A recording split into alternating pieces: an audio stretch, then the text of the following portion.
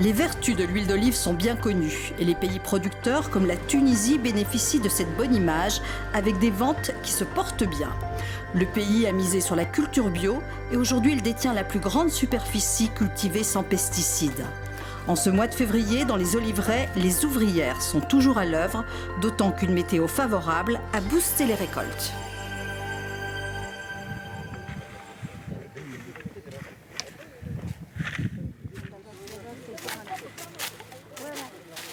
En ce début du mois de décembre, la récolte touche bientôt à sa fin dans cette oliveraie de Zarziz, au sud de la Tunisie.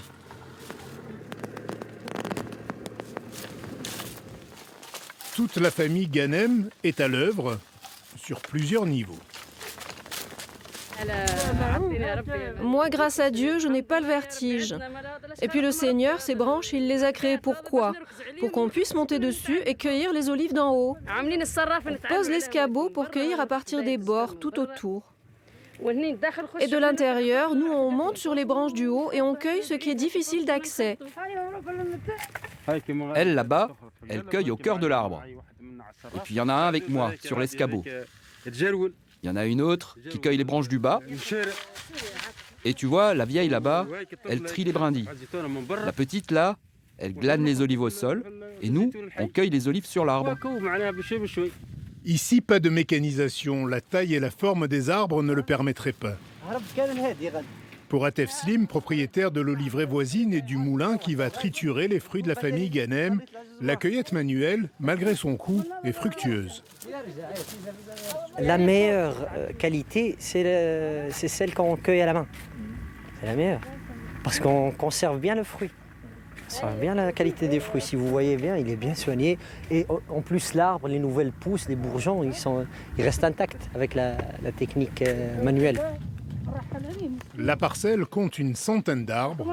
560 kilos d'olives sont ramassés chaque jour.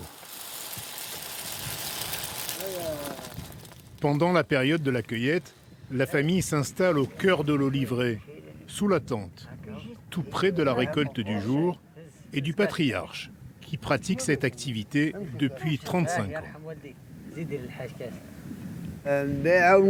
On va les presser avec la machine chez Atef. On les presse et on les mange à la maison. J'ai essayé chez d'autres, mais maintenant je ne vais plus que chez lui. Un peu parce qu'on est proche et un peu parce que j'ai appris à le connaître. Je l'aime beaucoup, ce type. Au moulin d'Atef Slim, on traite en moyenne 15 tonnes d'olives par jour. Les fruits sont soigneusement lavés, débarrassés des restes de feuillage, avant d'être broyés, puis malaxés. L'opération se fait à froid afin d'obtenir une huile extra vierge. Et cette année, après 5 campagnes moyennes marquées par la sécheresse, l'or vert coule à flot.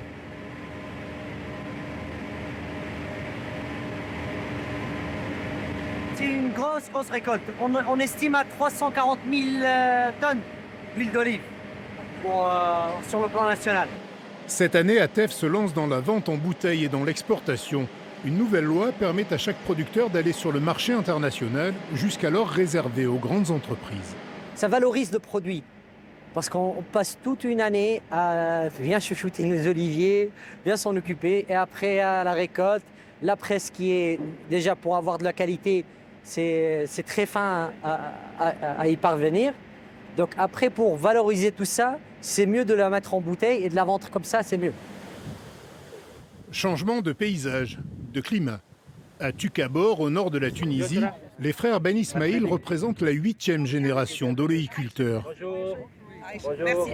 On veut vraiment changer un peu notre image de la Tunisie. La Tunisie, c'est pas seulement du désert et puis des hôtels et tout, des plages. Et aussi, c'est de la verdure, de l'agriculture. Les frères se lancent dans l'oléotourisme et accueillent chaque week-end des groupes de visiteurs. Vous aimez l'huile d'olive tunisienne? Oui, oui. Vous allez l'aimer encore plus aujourd'hui. Après la visite de l'oliveraie, vient le point d'orgue de la découverte, la dégustation. Je vous dis pourquoi. Oui. Maher Ben Ismail est un expert en dégustation, membre de jurys internationaux. Il faut que la température d'huile atteigne 28 degrés pour que les arômes d'huile d'olive sortent. Donc, c'est olfactif avec le nez, l'amertume, c'est gustatif sous la langue, et le piquant, c'est tactile avec la gorge. L'opération se déroule de façon quasi scientifique, avec tous les sens en éveil. C'est très bon, il y a les vertus qu'on cherchait et on va en acheter beaucoup. Le fait d'être guidé, c'était très intéressant de trouver des saveurs. Sinon, moi j'aime bien les huiles, comme ça, bien piquantes, amères. Et là, j'ai pas été déçu. C'est pourquoi le bar à huile de la famille Ben Ismail a été une première en Tunisie en 2017 et le concept semble bien fonctionner. le chiffre de tourisme d'huile d'olive, il a dépassé le chiffre de la production d'huile d'olive. Et ça, c'est bien pour nous, pour faire un certain équilibre financier. Et on a reçu plus que 12 000 visiteurs l'année dernière. Et ça nous renforce pour développer plus le lieu-tourisme. Avec des olives cueillies en début de maturité entre octobre et novembre, l'huile bio produite ici est très riche en polyphénol, à tel point que les Japonais, par exemple, l'utilisent quasiment comme un médicament. Du Japon au Koweït ou encore à la Suède, 90% de la production du domaine est exportée. On a des variétés tunisiennes qui sont très riches en antioxydants, en polyphénol. On doit vraiment produire une bonne huile de qualité médicinale. Ça peut nous donner un positionnement très bien dans le marché mondial. Malgré des hivers parfois sévères, les oliviers de Tucabor sont soumis à des sécheresses extrêmes de plus en plus fréquentes avec le changement climatique. Comme 90% des oliveraies tunisiennes, ce verger n'est pas irrigué. Alors on utilise ici la méthode millénaire des zoyas, ces jarres de terre cuite. Le phénomène, c'est que les racines de l'olivier, il entoure la jarre et il absorbe l'eau pendant 70 jours. Ça, c'est bien pour faire survivre nos oliviers, car en été, on passe par des périodes de sécheresse très agressives. On passe même à 50 degrés pendant 2-3 jours. Ça, c'est pas bien pour l'olivier. Retour dans le sud, à Zarziz, chez Atef Slim. Ici, pas de méthode ancestrale, mais plutôt une technologie de pointe. Pour utiliser l'eau saumâtre de son puits, Atef a fait installer une station de dessalement. 9 grammes de sel par litre à l'entrée, 0,7 à la sortie. La ressource permet l'irrigation d'appoint de 500 arbres. La station sera bientôt alimentée par l'abondante énergie photovoltaïque. Elle a été entièrement conçue par des ingénieurs de Zarziz. On a considéré le cas d'utilisation local, de quoi ont besoin les gens dans l'exploitation, comment ils fonctionnent, comment ils travaillent, quelles sont leurs contraintes, quelles sont aussi la qualité de la main-d'œuvre disponible, comment ils peuvent interagir avec ce type de machine. Et aujourd'hui, on a une machine qui est totalement autonome, adaptée au contexte, et donc qui permet aujourd'hui d'assurer les besoins du moulin, mais aussi les besoins pour l'irrigation. Il y a quelques années, Atef Slim a planté de nouveaux arbres pour préparer l'avenir. Une décision permise par la disponibilité de ce système d'arrosage d'appoint, indispensable aux jeunes oliviers. Il faut une capacité d'eau vu le changement climatique. Donc on n'a pas assez d'eau en pluviométrie comme c'était dans la manière ancestrale, mais là, c'est essentiel. C'est essentiel pour les nouveaux pieds, pour la production, pour maintenir une production stable. On est passé d'une pluviométrie annuelle de 200 à 130 à 140. C'est considérable quand même. Après son grand-père et son père, Atef veille aux destinées de ce verger bio de 110 hectares. On a 2500 pieds, anciens pieds, plus de 100 ans. Et les petits jeunes de 3 ans, 100-500. Des variétés locales, adaptées au climat, mais jusqu'à quand? Ça, c'est le chemlali de Zarziz. Je ne sais pas pourquoi, mais on aime bien cet arbre. Il est très beau déjà de vue.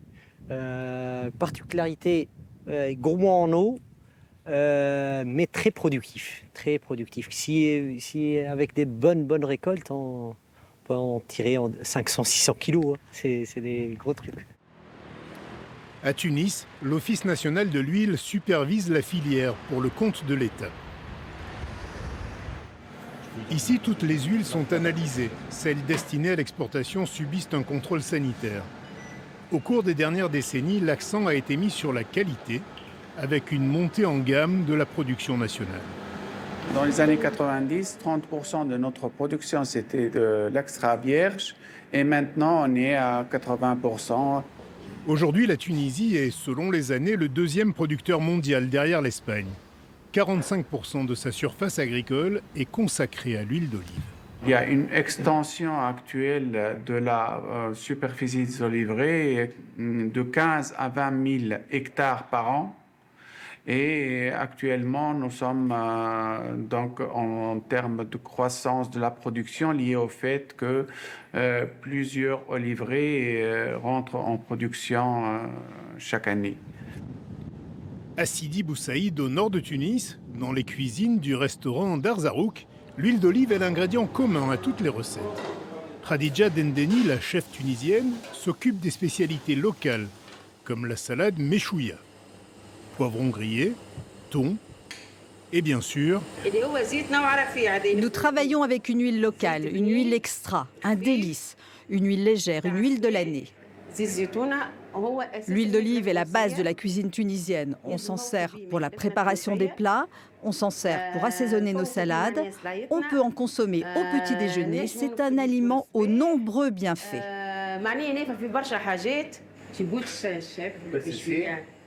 La méchouia. Oui, la méchouia. Avec de thon, avec l'huile d'olive, très bon. Exceptionnel. Very good. Bravo, madame. Merci, chef. Le chef Walter Sorrentino réalise la partie italienne de la carte.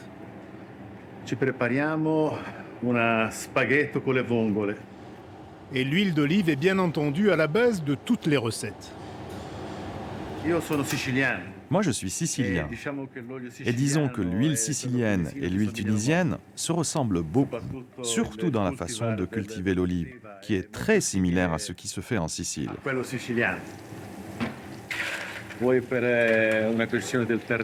Que ce soit pour une question de sol ou de température. L'huile d'olive est fondamentale. Je ne cuisine qu'à l'huile d'olive. Et elle doit être d'excellente qualité.